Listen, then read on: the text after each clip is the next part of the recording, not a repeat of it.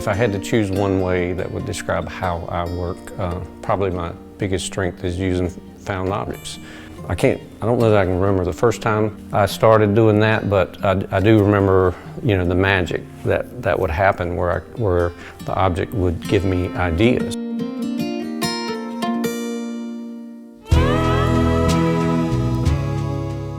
I went to graduate school in Arizona, and I remember going there and just being blown away by the desert and how exotic it was to me. But then when you would go through town, there were all these little trailer parks that were really cool because they're like from the 50s. Mm-hmm. It's like those trailers don't go away, Right. And I love the idea of you could live in a house with like a racing stripe down the side of it. I mean, isn't that crazy? That is wild. Yeah. I also love the idea that they were kind of, at least at the time when I first started making them, they were kind of anti-subject matter, as in like something not glamorous that you wouldn't consider worthy of subject matter. And that's actually a big theme in my work, is kind of making, what gets overlooked, kind of bringing that to the forefront and saying, hey, there's kind of a beauty there. These compositions up here, my best way to describe them is visual poetry, I guess. As in just words put together in a way that there's a rhythm and a relationship that happens.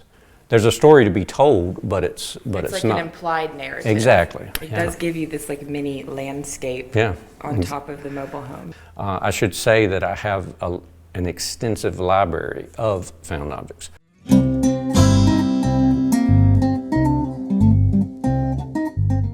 I take a lot of photographs, and I use photographs as references and as influence. Taking photographs of things, that's my sketchbook. And so when I'm in the studio and I'm surrounded by found objects, I lay a bunch of photos on the table, and you kind of have your favorites. You're like, oh, these are my top 10.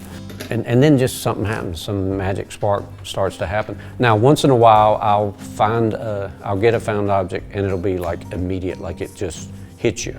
So sometimes it just goes like a laser beam. There's a magic to that. There's a sense of flow. Yeah. And you enter that state of play. Yeah, exactly. Play, that's one of the most important words to use. And playing is really just experimenting.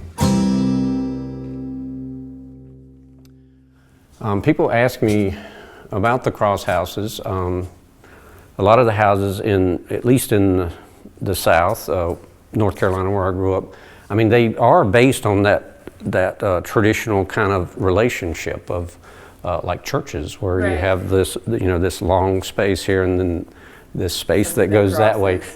But I love the layered aspect to these, where it's a house but it's a cross, and I really do see these structures as representations of the people that would live there. I don't really think of that in a very literal type of way, but I like how it implies.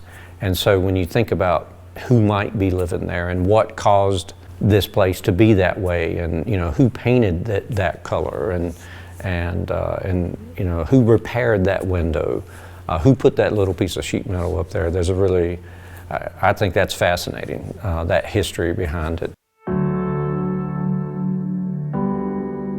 The plan is that the work might tell you something over time, like you might react to it when you first see it and purchase it, but then a year later, 2 years later, maybe you're still discovering things about it, and there's always a sense of mystery, or at least I hope that sense of mystery is there. I also do outdoor works. They're these little travel trailers, but they are kind of done as baby carriages. It's kind of a visual pun, but I have 3 of them lined up right now, and so there's that kind of feel of a trailer park. Making that connection with viewers, though, is probably the most important thing. To have someone fall in love with your work. I mean, that's the ultimate. So.